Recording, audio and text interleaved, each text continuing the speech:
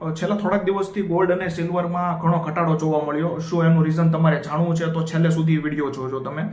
Gold down થવાના ઘણા બધા રીઝન છે. એમાંના મુખ્ય 3 રીઝન છે એની આપણે વાત કરીએ. એમાં 3 રીઝનમાં IID મુખ્ય રીઝન છે, જેમાં પહેલું I એટલે કે ઇન્ટરેસ્ટ રેટ ડાઉન થવાનો હતો. યુએસએમાં પણ ઇન્ટરેસ્ટ રેટ ડાઉન થયો નથી અને આવનારા સમયમાં પણ ફક્ત એક જ ઇન્ટરેસ્ટ રેટ ડાઉન કરશે એ લોકો, એવી સત્તાવાર જાહેરાત એ લોકોએ કરી છે.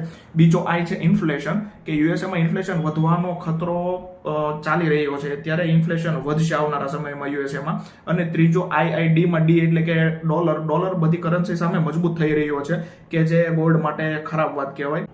સિલ્વર ડાઉન થવાનું રીઝન છે LME stockpile. LME stockpile means કે લંડન મેટલ એક્સચેન્જ. સ્ટોકપાઇલ એટલે કે ઇન્વેન્ટરી. લંડન મેટલ સ્ટોક એક્સચેન્જમાં સિલ્વરનું ટ્રેડિંગ થાય છે, કે જેમાં જથ્થો જરૂરિયાત કરતાં વધારે છે. અને એક સ્વાભાવિક વાત છે કે કોઈ પણ વસ્તુની ડિમાન્ડ કરતાં જ્યારે જથ્થો એનો વધારે હોય તો એની સ્ટોક પ્રાઇસ ડાઉન થાય છે.